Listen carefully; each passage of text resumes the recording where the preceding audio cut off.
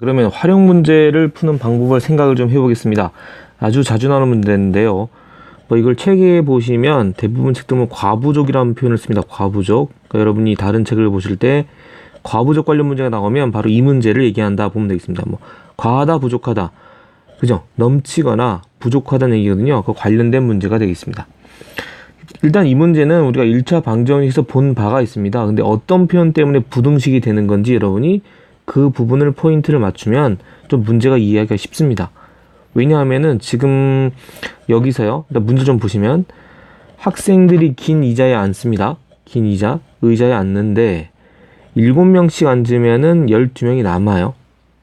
그쵸? 그 다음에 9명씩 앉으면 의자 2개 남는다. 그러니까 여기까지 봐서는 12명 남다 했을 때는 이거는 의자는 다 쓴 거죠.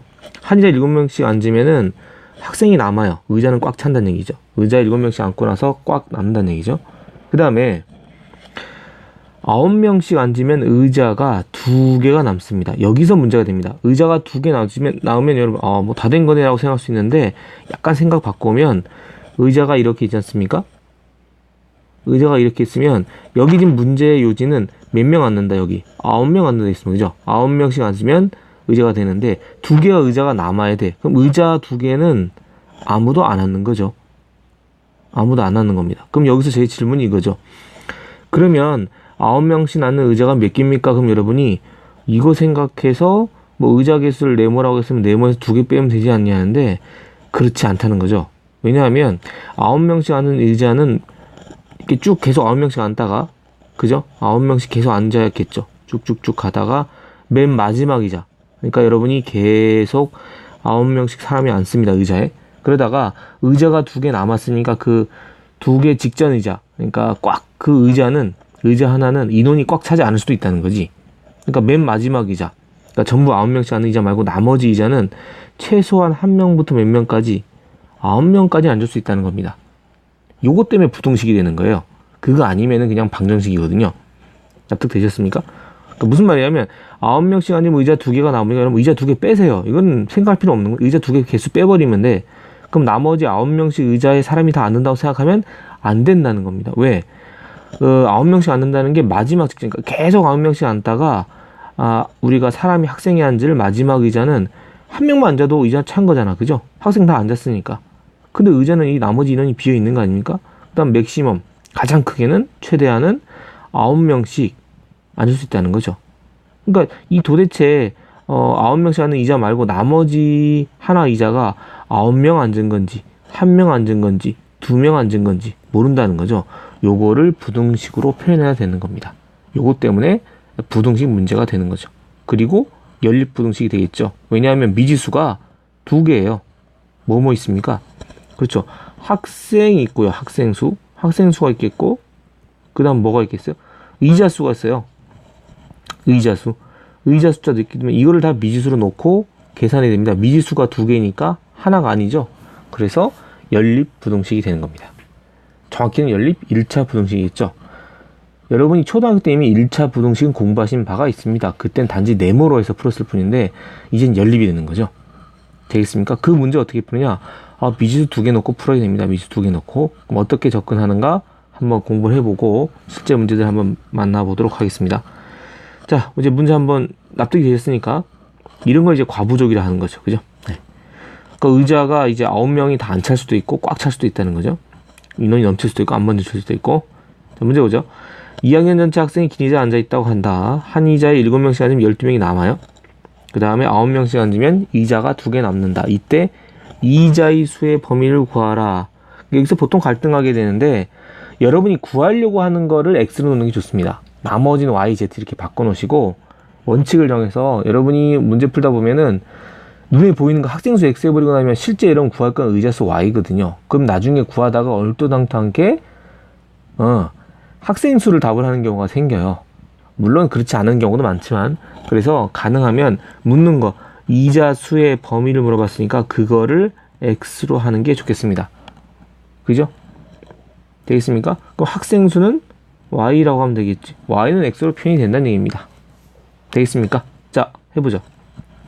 그럼 왜 이게 미지수가 2개냐? 보죠. 이자수를 x라고 할 때 학생수를 x를 사용해 나타내라 되어 있습니다. 학생수 나타내는 방법이 여기 한 줄 나옵니다. 어떤 거? 한 의자에 7명씩 앉으면 12명이 남아요. 한 의자에 7명씩 앉으면 의자 개수가 몇 개? x개거든요. 거기 몇 명 앉아요? 그러니까 의자가 이렇게 있으면 여기 몇 명 앉아? 7명 앉아. 그 의자 몇 개 있어? x개 있죠. 그럼 학생수라는 거는 의자 수에 앉은 학생, 그죠? 의자에 앉은 학생과 앉지 못한 학생 12명 있는 거 아닙니까? 그러면 7x 플러스 12를 하면 그게 바로 학생수가 되는 거죠. 보통 이런 빨리 푸실 때는 이걸 보통 y로 잡아요. 근데 여기서는 결국 나중에 y를 x로 바꾸는 거거든요. 네, 그래서 여러분이 표현할 수 있겠습니다. 그래서 의자수를 x라 그러면 학생수가 어떻게 표현하냐? 의자에 앉은 학생이 바로 7x, 그 다음에 남은 학생이 12명. 요게 바로 학생수가 되겠습니다. 되겠습니까? 자, 그 다음에 9명씩 앉게 되는, 9명씩 반드시 앉게 되는, 요 생각이 중요하다는 겁니다. 9명이 꼭 다 앉을 수도 있고 안 앉을 수도 있다, 마지막 이제는. 그죠? 뭐 9명씩 꽉 채워서 앉다가 마지막 이제는 꽉 안 채울 수도 있는 거잖아. 그죠? 의자 수를 x수 나타내라. 그러면 9명씩 반드시 앉는 거 여러분이 몇 개입니까? 의자 개수는 몇 개였죠? x개였죠. 그러면 몇 개를 빼야 돼? 2개입니까? 2개 하면 안 된다는 거야. 빼기 2를 하고요. 또 몇 개를 빼야 돼? 하나를 더 빼야 돼. 왜? 마지막 이자는 9명이 아니라니까? 어디? 요거 말고 얘도 포함시켜야 돼. 9명씩 반드시 앉는 거는 아예 빈 의자 말고요. 마지막 의자도 제외시켜야 됩니다. 물론 9명이 될 수도 있지만 안 될 수도 있거든요. 아시겠습니까? 반드시 꼭 앉아야 되는 경우는 바로 빈 의자 개수에다 하나 더 빼야 됩니다. 하나 더. 납득되셨습니까? 되셨어요? 네. 그래서 의자 개수가 몇 개냐면 x-2가 아니고 x-3입니다. 여기가 가장 중요합니다. 되겠습니까? 자, 그러면 마지막 의자에 앉을 수 있는 학생 수의 범위를 구하라. 마지막 의자가 하나 남았을 거잖아. 그죠? 학생 몇 명 앉을 수 있어? 한 명부터 몇 명까지요? 예, 한 명부터 몇 명까지? 한 명에서 9명 되겠죠. 한 명에서 9명. 그죠? 그러면 학생수 범위를 구하라 됐습니다. 자, 학생수 범위. 자, 부등식 세우라는데 부등식 어디 세우느냐? 부등식 문장은 바로 마지막 나옵니다. 그러니까 이게 연립이 되는 거예요. 올라가 볼까요? 바로 요 문장입니다. 9명씩 앉으면 의자가 2개 남는다. 요게 부등식으로 바뀌는 거야. 그죠? 이 부분이 세우기가 좀 어려워하십니다. 무슨 말이냐? 9명씩 세웠잖아요. 그죠? 여러분이 이 문제는 9명 세운 데서 나옵니다. 9명. 자, 그죠? 자, 마지막 앉은 의자니까, 자, 학생수 범위 한번 생각해 보겠습니다. 자, 9명씩 반드시 앉는 의자가 몇 개죠? x-3입니다. 그러니까, x-3에다가 뭐 곱하면 돼? 9 곱하면 이건 몇 명씩 앉은 거? 그렇지, 9명씩 앉은 의자에 있는 학생의 개수, 학생의 인원이죠. 근데 최소한 마지막 의자 몇 명까지 필요해? 마지막 의자에 한 명이 앉을 수도 있고, 2명 앉을 수도 있고, 3명, 4명 쭉 됩니다. 얼마인지 우리가 몰라요, 학생수는. 그러니까 최대한 몇 명까지 할 수 있어. 그쵸? 9명씩 의자에 앉은 학생하고 마지막 의자에 9명까지 가능합니다. 그죠? 요 범위가 학생수라고 말할 수 있겠죠? 납득됩니까? 9명씩 의자에 앉았어. 그죠? 빈 의자 2개는 빼고 마지막 의자에 1명에서 9명까지 앉을 수 있어. 1명도 되고요. 9명 됩니다. 꽉 차도 되죠? 됩니까? 그러면 여기 들어갈 게 뭐야? 그게 이 범위 나와 있는 게 요게 학생수죠. 이게 뭐야? 맨 처음 앉은 거 뭐? 7명씩 앉으면 12명이 남는다. 이게 여기 들어가는 겁니다. 이 학생수는 7x 플러스 12명, 의자에 7명씩 앉았을 때 의자에 다 앉고 나머지 서 있는 학생이 12명 되는 거. 이 학생수의 범위가 바로 요 범위에서 요 범위 사이에 있는 거죠. 납득되겠습니까? 요게 의자에 7명씩 앉았을 때 12명 다 서 있는 거. 요게 정확한 학생수 아닙니까? 이걸로 풀할 수가 없다는 거지. 근데 예측 가능한 게 어디? 그쵸? 9명씩 앉는 의자가 빈 의자 2개 빼고 나머지 하나 빼서 바로 x-3개 9명씩 앉고 마지막 의자에 1명에서 몇 명까지? 9명까지 되는 거죠. 요게 바로 부등식입니다. 그죠? 첫 번째 x-3이 된다는 거. 그죠? 빈 의자 2개에서 하나 더 빼야 돼. 마지막 의자 꼭 9명이 안 앉아도 되니까. 그리고 그 마지막 의자 앉는 인원수의 범위가 1명에서 9명이 된다는 거. 요 두 부분이 식 세우기가 가장 어려운 부분입니다. 잘 끊어서 생각해 주시면 되겠습니다. 되겠습니까? 부등식 푸는 건 여러분이 뭐 어떤 형태입니까?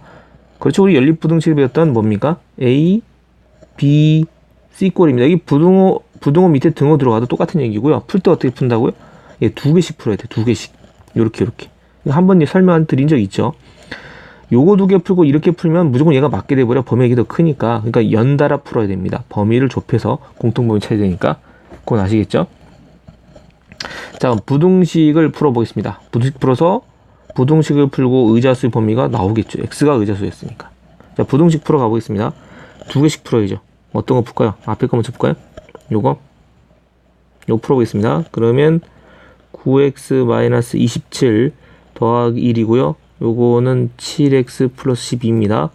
그러면 9x 빼기 요거 7x 처음이니까 좀 넘어갈게요. 요거 12고 요거 마이너스 26이죠. 그럼 더하기 26입니다. 그러면 2x고요. 2x 요거 얼마입니까? 38입니다. 따라서 x 부등식 양변을 2로 나눕니다. 그러면 19개가 되겠죠. 그 다음에 요 부분 풀겠습니다. 요 부분 풀어보겠습니다. 자, 그러면 요거 7x 플러스 12고요. 요거는 9x 마이너스 27 더하기 9입니다. 그 다음에 요거 7x고요. 요거 마이너스 9x고요. 그 다음에 마이너스 27구니까 마이너스 18이죠. 빼기 12입니다. 요거 2항에서요. 그러면 마이너스 2x고요. 요거 마이너스 30이죠. 부등식 양변을 마이너스 1로 나눴기 때문에 부등호 방향이 바뀌죠. 15입니다. 15. 연립부등식은 수직선에서 반드시 그래서 표현해야 됩니다. 여러분 금방 나오겠지만 15하고 19죠. 예. 녹색 범위는 뭐다? 15보다 크거나 같습니다. 그리고 19보다 작거나 같죠. 공통 범위는 바로 어디다? 예, 여기입니다. 여기. 이걸 답으로 쓰면 되겠죠. 부등식 풀어라 그러면 5번 답이 뭐가 됐습니까? 15개 이상.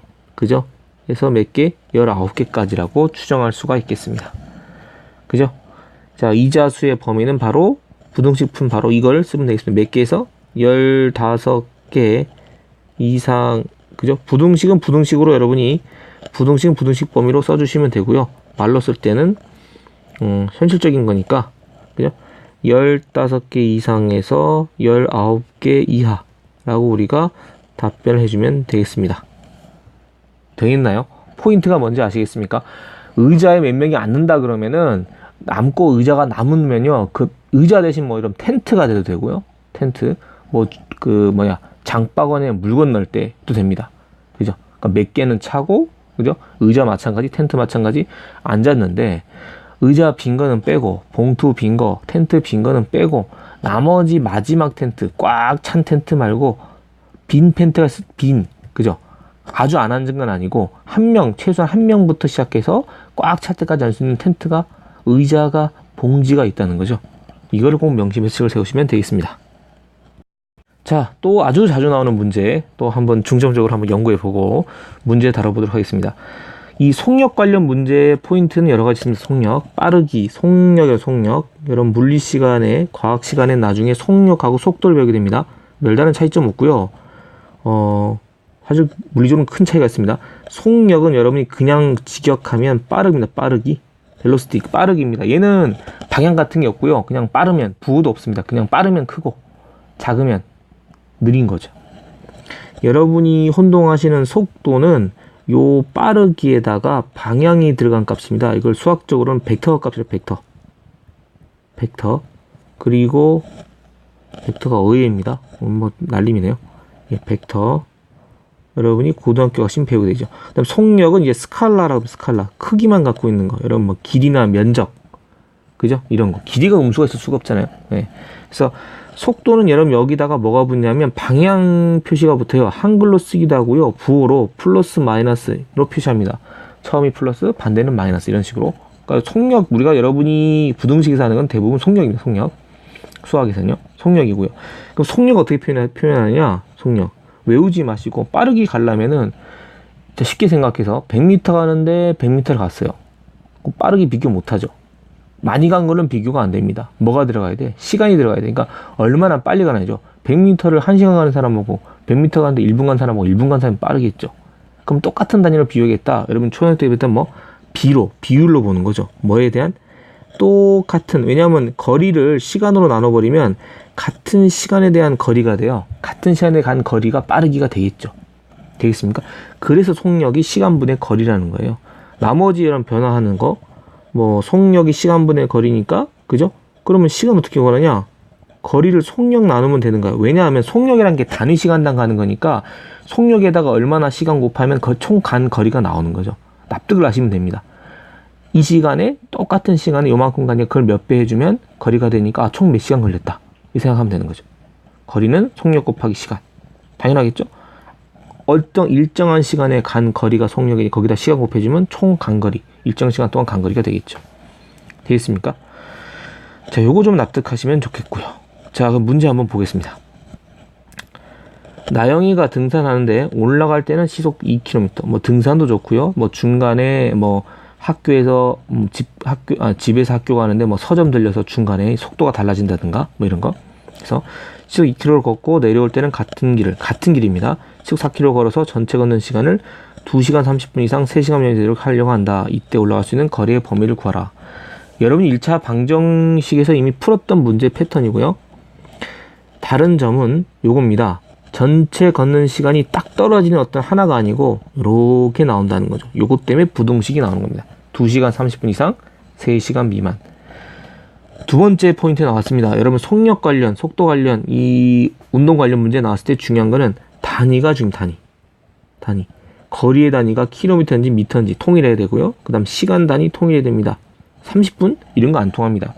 왜? 여기서 문제 뭐로 나왔습니까? 시속 나왔으면 시간 단위거든요. 그러면 2시간 30분을 놔두면 안 되고 2시간 30분을 시간을 고쳐줘야 돼요. 얼마입니까? 2.5시간이죠 뭐. 그죠? 되겠습니까? 그래서 2.5시간으로 변경해 생각해주고 거리는 킬로미터 이상 없죠? 이렇게 생각하면 되겠습니다.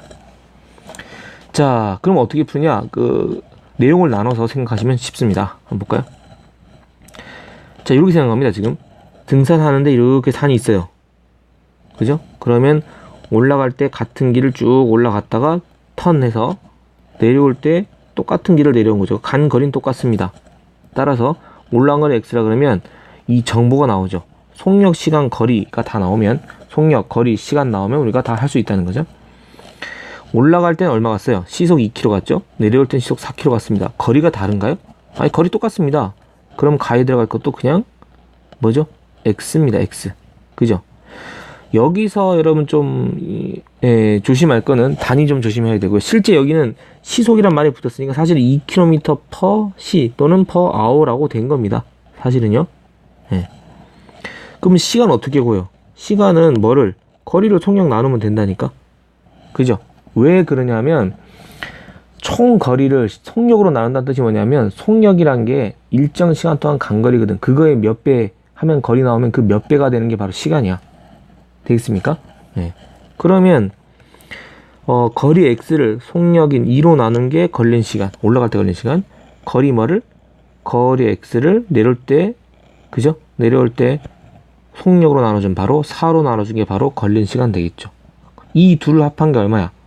걸린 시간 되는 거야. 아까 말한 2시간 30분 즉 2.5시간에서 3시간이죠. 부등식 세워보겠습니다. 자, 뭐 2분의 x 더하기 4분의 x 한 게 바로 2.5시간. 그죠? 그 다음 3시간.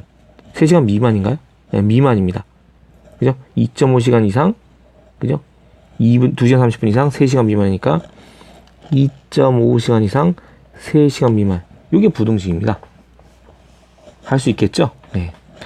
자, 부등식 풀어서 거리 범위를 구해 보겠습니다. 그러니까 방정식이 안 되는 이유가 바로 요 걸린 시간이 범위로 나와서 그렇죠. 부등식 풀겠습니다. 2.5시간이니까, 그죠? 2분의 5시간이죠, 그죠? 2분의 5시간 바로 고쳐주고요. 통분함이가 얼마야? 4로 하면은 4분의 3x죠. 그 다음 요게 3입니다. 부등식 양변에 4를 곱해서 분수 있는 경우 또는 소수 있는 경우는 최소공비수 곱해서 계산해준다 했죠. 부등식 양변에 4 곱했는데 여러분 여러분 이거는 A, B, C 꼴이긴 한데 여러분 이건 문자가 양쪽에 있는 거 아니라서 굳이 이걸 두 개씩 할 필요 없고요. 그냥 이 범위 전체를 한 번에 풀립니다. 이 가운데만 있잖아. 이런 거는 그냥 한 번에 푸는 거지 이걸 갖다가 또 두 개 하고 있으면 안 됩니다. 그냥 한 번에 풀 수 있어요. 당황하지 마시고. 알겠습니까? 아까 두 개씩 하는 경우는 여기도 x, 여기도 x, 여기도 x, 여기도 x 있는 경우 그렇게 하는 겁니다. 알겠어요? 됐죠? 자, 그러면 부등식 양변에 4를 곱하면요. 요거는 10이죠, 10. 요거 3x고요. 요거는 4, 3 얼마? 10입니다, 12. 이걸 다시 뭐로 하냐? 부등식 양변을 3으로 합니다. 부등식 방향 안 바뀌죠. 그럼 3분의 10입니다. 3분의 10, x는 4죠. 다 풀었습니다. 3분의 10km에서, 그죠? 4km 미만이 되겠습니다. 부등식 답은 이렇게 쓰시면 되고요. 대분수로 답 안 하셔도 됩니다. 그럼 몇 킬로미터입니까? 3분의 10km 이상, 그죠? 그 다음에 4km 미만, 이렇게 말로 답해주시면 되는 겁니다. 아시겠습니까?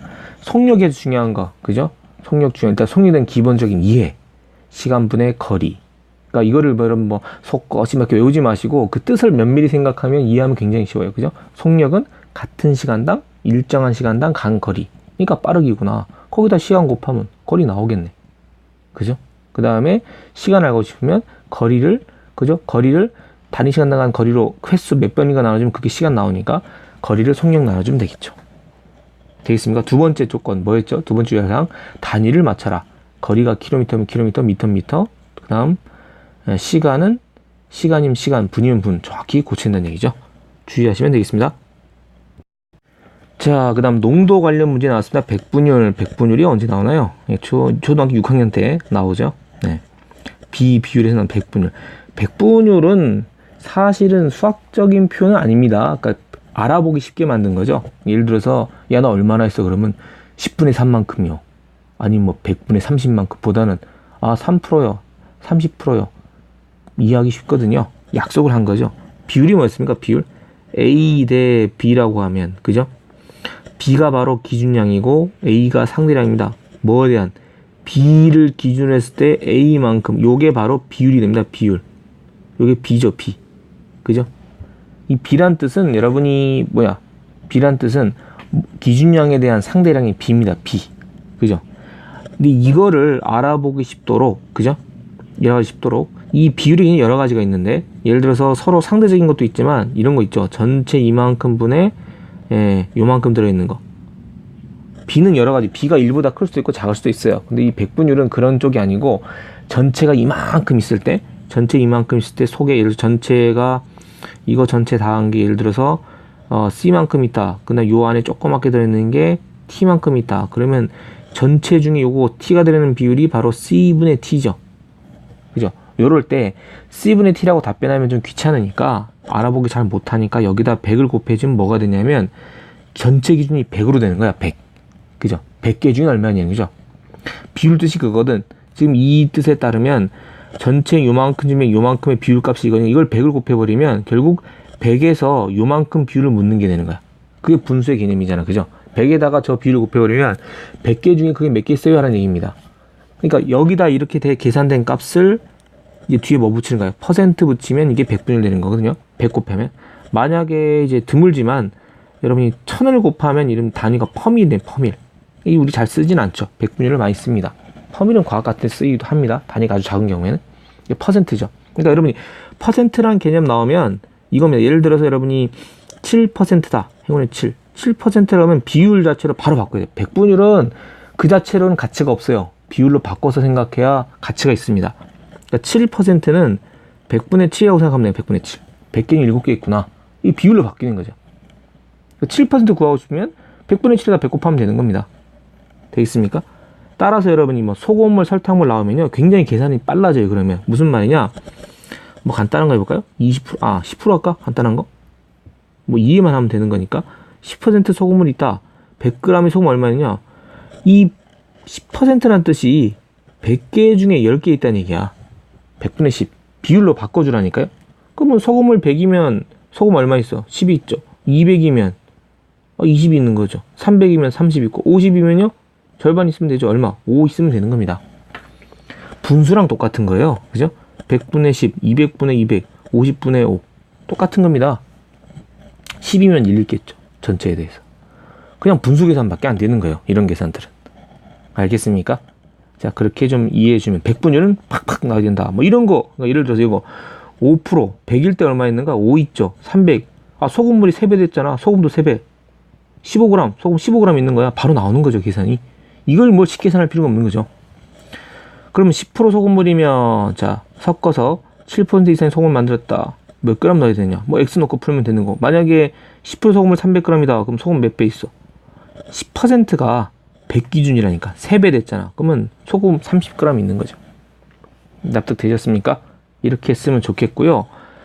그 다음에 여러분이 뭐 소금물, 설탕물이 뭔지 아시죠? 여러분이 혼합물 중에 어떤 거? 균일 혼합물, 그죠? 골고루 섞인 혼합물, 그지? 그러니까 혼합물 특징 섞여서 구분이 안 되죠. 그다음 그러나 이 안에 그죠? 혼합물이 뭐야? 각각의 성질을 그대로 갖고 있습니다, 그지? 여러분 화합물과는 달라.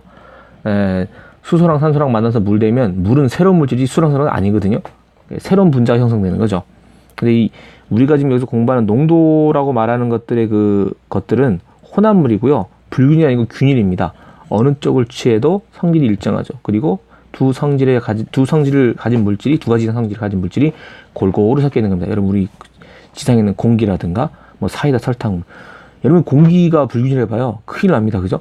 저기 가면 산소 있고 저기 가면 산소가 모자라고. 이건 말이 안 되죠. 골고루 섞여 있다 보시면 되겠습니다. 이 정도 기준 갖고 이제 문제 풀어보도록 하죠. 마찬가지 표를 활용해서 문제를 정리하자는 얘기입니다. 굳이 표를 안 그려도요. 5% 소금물 300g하고 10% 소금물을 섞어서 7% 이상의 소금물을 만들었다. 7% 이상이다 보니까 이 부등식이 되는 거죠. 그러면 10% 소금물을 몇 그램 섞었느냐? 요걸 X 잡자는 거지. 10% 소금물 얼마?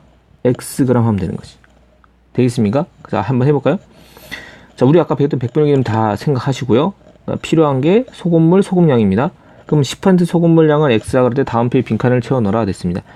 사실 이제 여러분 문제 풀 때 이렇게까지 분수식 계산할 시간이 없어요. 그러니까 사실 아까 말씀드린 이거 계산 이렇게 쓰면 늦습니다. 이제는 3이니까 얼마? 그냥 바로 15g 나와야 돼요.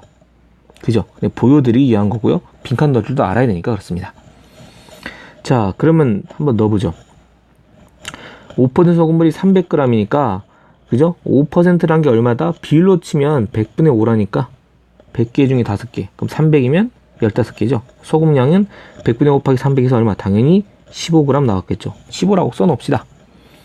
그 다음 10%라는 거는 100개 중에 몇 개? 10개입니다. 10개.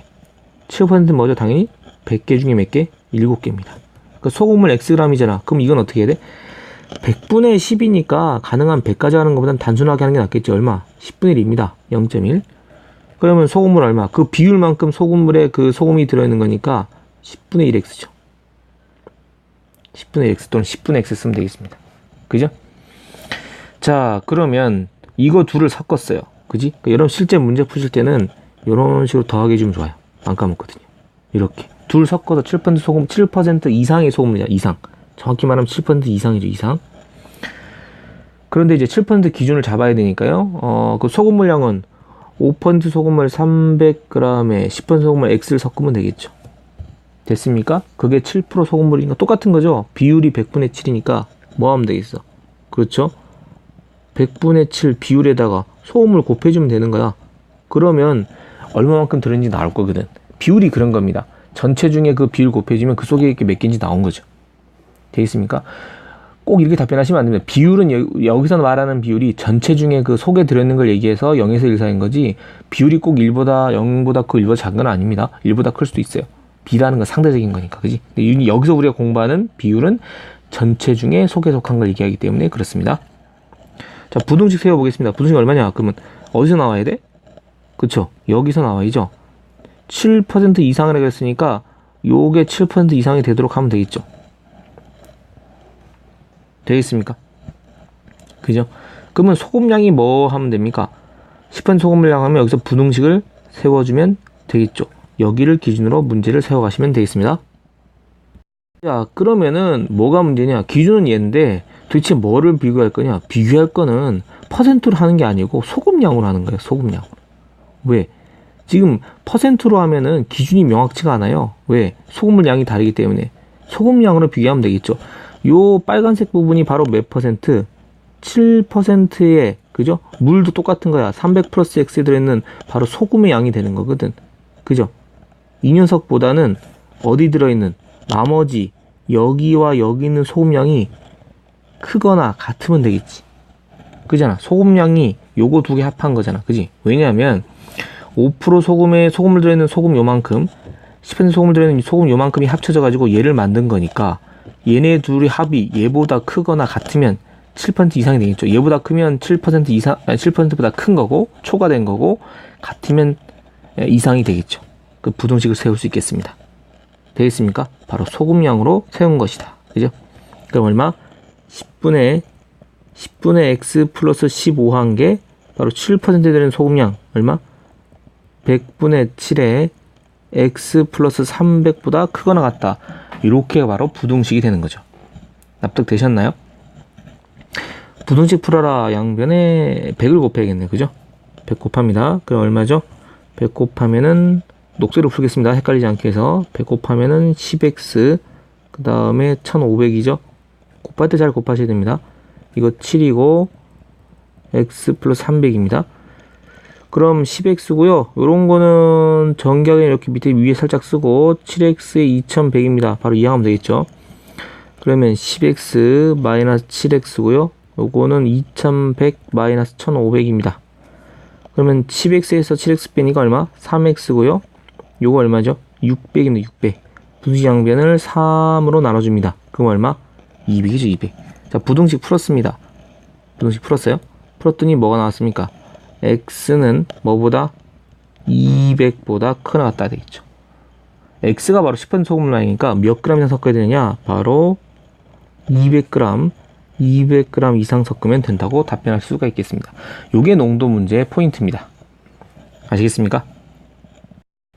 자, 그 다음 마지막 다뤄볼 주제입니다. 이런 비교적 까다로운 거를 연습해 보겠습니다. 요 문제는 뭐 변형이 여러 가지 있는데 합금 같은 거, 합금이나 아니면 그 함유량, 그죠? 함유량 관련인데 어디에 어떤 물건마다, 아니면 여러분 제품인데 어떤 제품마다 어떤 성분이 요만큼씩 들어있는데 그 들어있는 함유량이 다 다른 거죠. 뭐 합쳐서 얼마 이상 되냐, 뭐 이런 것들 물어보는 겁니다. 영양 계산도 나오고 여기처럼 한번 해보도록 하겠습니다. 똑같습니다. 기준은요. 자, 다음 표는 두 식품 A, B에 대해서 100g당 열량과 단백질량이 같은 거다. 그러니까 식품 A가 있으면 열량이 300kcal. 그죠? 100g당입니다. 100g당. 그죠? 단백질 15g 들어있고요. B는 열량이 150kcal인데 단백질이 25g이네요. 그죠? 네. 그래서 두 식품을 합해서 300g 섭취해야 돼. 300g. 요건 지금 100g 기준으로 한 겁니다. 그래서 열량은 600칼로리 이상, 단백질은 60g 이상 얻으려고 할 때 섭취해야 될 식품의 양의 범위를 구하라. 있죠. X로 잡아야 될 거는 식품 A 양의 범위입니다. 범위. 그죠? 그러면 식품 A 양의 범위를 당연히 X로 잡는다. 우리 구할 거. 그죠? 그럼 기준은 몇 그램 기준이다? 요 100g 기준 한 걸요. 어디 좀 써주시는 게 좋아요. 나중에 까먹습니다. 깡막해. 100g. 되겠습니까? 그럼 식품 A 양의 범위니까요. 그죠? 자, 나왔네요.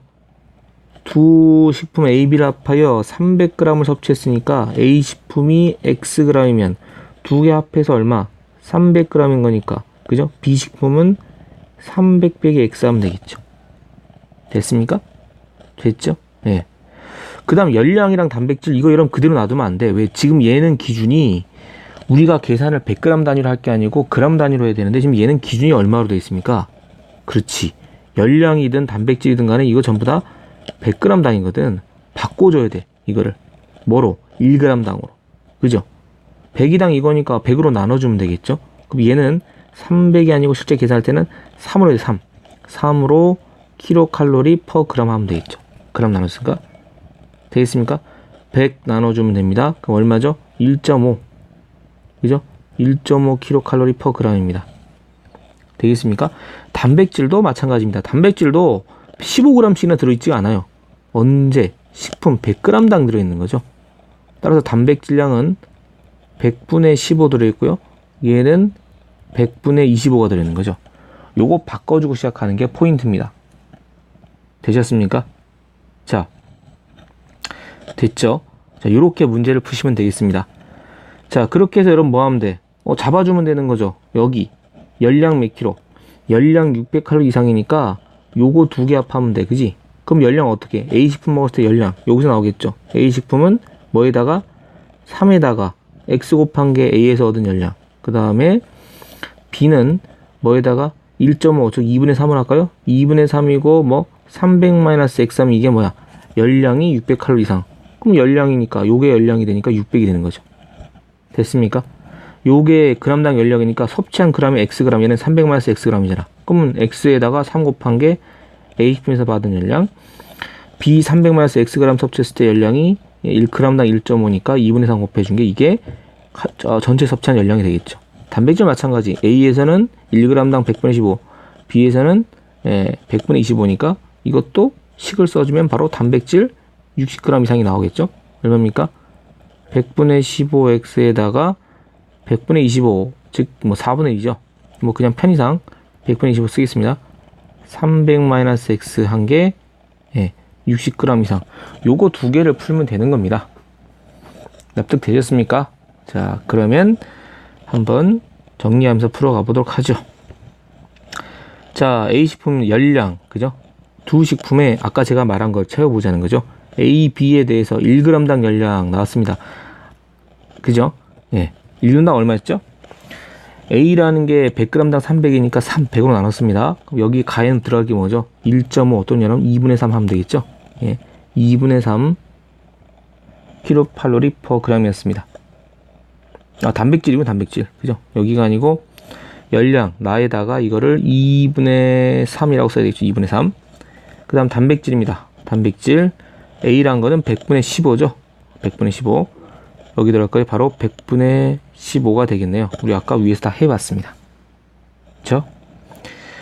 자, 섭취해당 A양을 X로 할 때 식품 B의 양을 X로 나타내라. 아까 했습니다. 합쳐서 300g이니까 300-x 하면 되는 거고요. 부등식 아까처럼 채우면 되겠죠. 부등식 몇 개?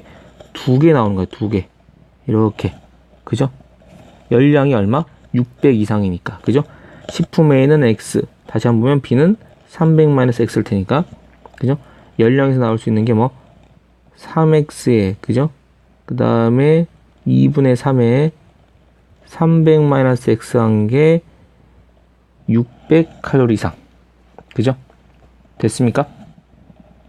단백질. 단백질은 A는 g당 100분의 15 나오죠? 100분의 15x에다가 100분의 25. 그죠? 100분의 25에 요거 300-x 한 게, 그죠? 몇 그램 이상? 60g 이상 되는 거죠. 요 부등식을 풀어서 식품 A 양의 범위를 구해주시면 되겠습니다. 자, 부등식을 맨 처음에 요 위에 거, 요거 먼저 풀어보겠습니다. 나눌 수 있는 게 많으니까 나눌 수 있는 건 나눠주면 되겠죠? 일단은, 일단 한번 써서 풀까요? 3x고요. 왜냐면 지울 부분이 많아서 2분의 3에 300-x죠. 숫자를 다 크게 가지 마시고 공통이 있으면 자꾸 나눠주세요. 여기 보시면 3이 다 공통이죠. 부등식 양변 3으로 나눠도 됩니다. 그러면 얼마? 200이죠. 200. 그 다음에 2 있는 거 곱해버리면, 그죠? 요거 2x고요. 요거는 그러면 바로 300-x 됩니다. 2 곱했어요. 여기 얼마? 여기 400이죠. 똑같이 2 곱해야 됩니다. 그럼 x고요. 400에서 300 빼면 되니까 x가 100 이상이네요. 100g 이상 했습니다. 두 번째 것도 해보죠. 요거 또 나눌 게 제법 많아 보입니다. 한번 써서 보여보면 100분의 15 지울 게 많기 때문에 지울 수 있는 건 지워서 시작하십시오. 100분의 25 공통인수 있으면 지우라는 얘기입니다. 300-x고 60이에요. 일단 분자 있는 것부터 얘기해서 분자 있는 거. 분모는 어차피 100 곱하면 되니까 요거 5로 다 약분 되죠? 되겠습니까? 5로 약분하면 되니까 5, 3, 15, 5, 25, 그 다음에 요거 12죠, 12. 자, 그 다음 100 곱하겠습니다. 100 곱하면 앞에 거는 3x 될 거고요. 그 다음 이거는 5에다가 300-x고, 이거 도로 5 곱하니까, 100 곱하니까 1200, 1200. 같이 곱해줘야 됩니다. 그러면 3x고, 이거 1500이고요. 마이너스 5x입니다. 그럼 이거 1200이죠. 그러면 마이너스 2x가 1200인데 마이너스 1500 하니까 마이너스 300이죠. 300. 분수식 양변을 마이너스 1로 나눕니다. 그럼 얼마죠? 150입니다. 150. 됐습니까? 자, 부등식 풀었으면 수직선에서 확인해야죠. 요거 100이고 요거는 150입니다. 자, 파란 녹색 거요. 100 이상이죠. 100g 이상. 자, 파란색 겁니다. 150 이하죠. 150 이하. 여러분 이제 그냥 봐도 딱 답이 나올 겁니다. 그죠? 이렇게. 그럼 부등식 풀면요. 100 이상, x는 150 이하다. 그럼 식품 A양의 범위는 어떻게 합니까? 말로 써줘야죠, 이제. 100g 이상 섭취해야 되고요. 150g 이하로 섭취해 주시면 나머지 300g 채워서 B 먹으면 우리가 항상 먹을 수 있다는 거죠. 열량 600칼로리 이상, 단백질 60g 이상 섭취가 가능하다는 얘기입니다.